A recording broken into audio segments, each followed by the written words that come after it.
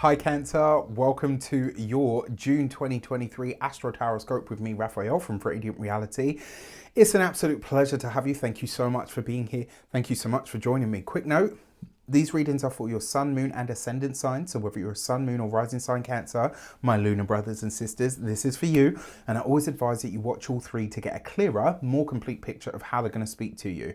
With that said, remember they are general readings. Not everything's going to resonate with everybody, and that is just fine. You should always use your own discernment. That being said, I am using a lot more astrology here, so I will say to you, if you're going to watch only one, make sure it's for your ascendant. It's going to be the most accurate for you on that day-to-day level. Before we start, as always, I would like to bless my decks of cards with all forms of love, light, peace, prosperity and abundance. And I pray that the messages that come through are ultimately clear and concise and they help you on your path to your highest vibrational good. So I'm going to pop these to the side and we're going to get into it. So your first transit that we're going to be looking at here is Venus entering the energy of, or should I say Venus, Venus entering the sign of Leo, and she's coming into this house in June, but she's going to be in the sign of Leo for 4 months. This is the lady of money herself coming into the second house, which she already has an affinity with. You know, the second house is money, finances, resources, money in general, but it's also your self-worth, belief, and you know, your self-esteem. Now, Venus is going to be here for 4 months, which means she's going to help you to understand how to get the most and the best out of what you want, how to get the most money out of things, right? And how to charge or ask for the value that you believe you are worth, right? So this can also do wonders for this. Now, Venus's values and self-worth, so just like the energy of this house, it has a lot to do with that self-esteem, and improving that and redefining how you see yourself will be a big part of this transit over the next 4 months. And it's going to allow you to delve deeper into what you feel about yourself and what your true worth actually is, so that you can start asking for that and demanding that. This could have a lot to do with partnerships and relationships. It could have a lot to do with finances and resources in general, to be fair, but it could just as easily be about how magnetic and attractive you become when you really own yourself and you believe in your worth. Now, if you are interested in getting the most out of this transit, navigating the retrograde season of Venus as best you can using astrology, human design, obviously there's going to be tarot and probably numerology as well, then you need to sign up for the Bounty of Regal Venus webinar. You can get that on the link in the description box below. It's going to be all over my socials. Check out the YouTube community tab as well. It's going to be there. It's going to be awesome. So it would be lovely to have you there. It's going to be on the 4th of June. All the details are there in the link anyway. With that said, for this transit of Venus, you've got the 7 of Pentacles, which is all to do with, and interestingly enough, this card is about your longer term investment and, you know, what you're getting out of what you're putting in. You've got the 2 of Swords. So this is really you tapping into your innate spiritual or psychic awareness. And then look, you show up in your own reading. So this I actually think is going to see you balancing out your mind and your mental thoughts and constructs as to how they pertain to what you do with and for your resources, and you know how that needs to change. You're adapting how you see yourself, and this, in a short sort of sentence, you're ready to invest in yourself like never before. I love this. I think it's brilliant. Now, Queen of Cups doesn't have to be you, but it could be. Pisces, Cancer, Scorpio, could be a woman, doesn't have to be. It could just as easily be a mother, a female figure, or an important woman in your life is a prominent feature of this. Maybe you're reshaping or redefining the way that you see yourself in regards to how somebody has treated you. Whew. All right, for the 11th of June, Mercury is coming into the sign of Gemini. So this is coming into your 12th house. Mercury coming into your 12th house can definitely make you more sensitive psychically. It can bring memories to the surface. You might really start to ruminate over things from the past. You already have a really great memory, especially when it comes to things that have made you feel really deeply. So things that made you extremely happy or really sad, or things that were really painful or really joyous. Because you have that emotional attachment, your memory to those things tends to be really accurate. This is also going to help you gain messages from the other side, because the 12th house is the intangible realm. So messages from God, spirit, is trying to show you or to share something with you. That might include, it might also, this transit can definitely make you more telepathically inclined. Even if it's just for a time, it can definitely bring that. I will say, rules of Professor X, just because you can doesn't mean you should.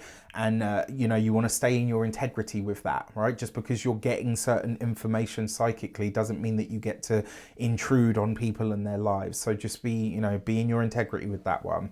It might also bring messages and connections and friendships, especially ones that you feel, you know when you have like those friends that like, yeah, she's my sister from another mister, or my brother from another mother.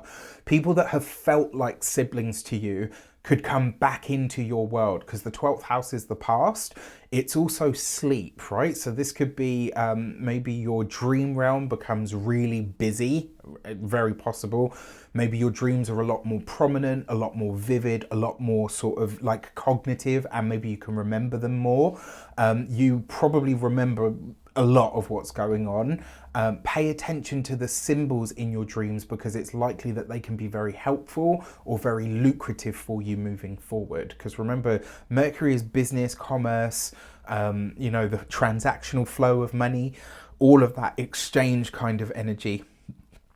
And it's communication. So communications from the past, but also communications from the intangible world about money, business, etc. Now for this, you've got the Moon card. So it is possible that there could be a resurfacing of some old fear, maybe some old irrational fear that you've had could really show up here, and you're like, okay, I think I'm ready to let that go now, because it's the 12th house, which is a space of endings as well. You've got the Tower card. It is a possibility, I'm sorry to say, we've got to call a spade a spade. It is the 12th house, which is our self-sabotaging tendencies.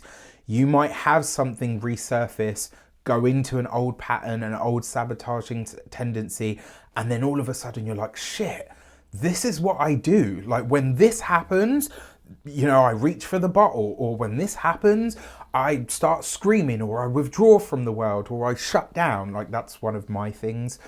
When things just get intense or it gets on top, rather than sort of burden people or ask for help or whatever, I just shut down. I just go into myself, and you know, that's, I've got a Cancer moon, right? And retreating into the little Cancer cave, right, is unfortunately how we do it sometimes.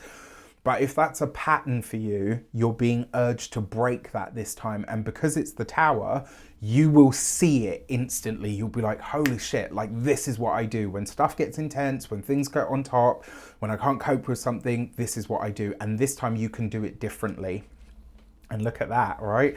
The Two of Cups, the cards don't lie, right? So what the message is saying here is, once you realize this, reach out. Immediately reach out. The challenge with Cancerian energy is sometimes, because we read people, energy, situations, and you know, so well psychically, we kind of expect everybody to have that level of intuition, and they don't, right? We've all got different gifts. And so Cancer kind of gets a bit crabby sometimes when people don't realize, you know, I've got this need, or I need help with this. Stop being the bratty Cancer and just ask for what you need. When this thing comes up and you have that realization, don't judge yourself or give yourself a hard time or retreat into the shell. Get out more and ask for help, because as soon as you ask for it, it will be available to you. Now, on the 19th of June, Saturn going retrograde, but on top of that, it's going to be in a perfect exact sextile to Jupiter. Jupiter is expansion, growth, the Lord of abundance, and brings good energy up, you know, buoyancy, vastness, and space to everything. Siri, mind your damn business. Sorry about that. It brings buoyancy, and it's opportunities and abundance of opportunities. And then Saturn is more of a grounding, stabilizing, limiting sort of build structurally, slowly for the long haul.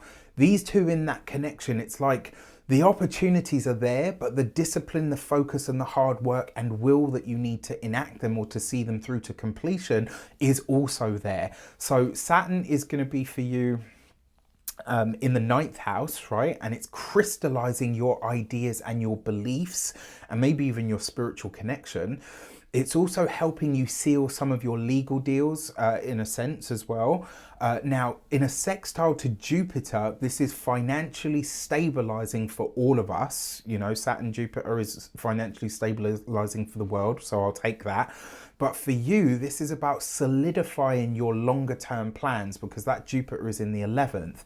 This is growth for you of your networks, your friendships, your connections, your social media drive. If you've got plans for one, this could see something like that really gaining traction over this next year.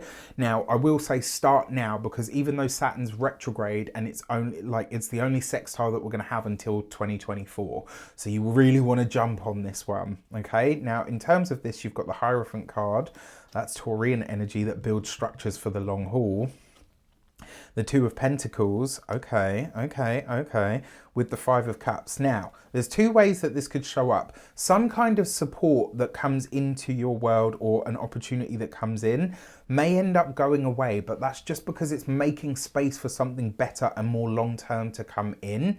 I will say as well, this is, you know, even with the connection to Saturn, try not to put all your eggs in one basket with this.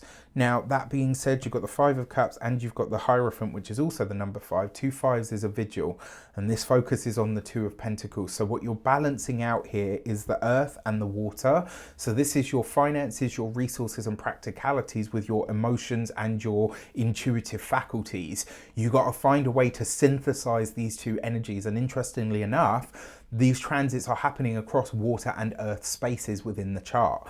So really, really interesting, right?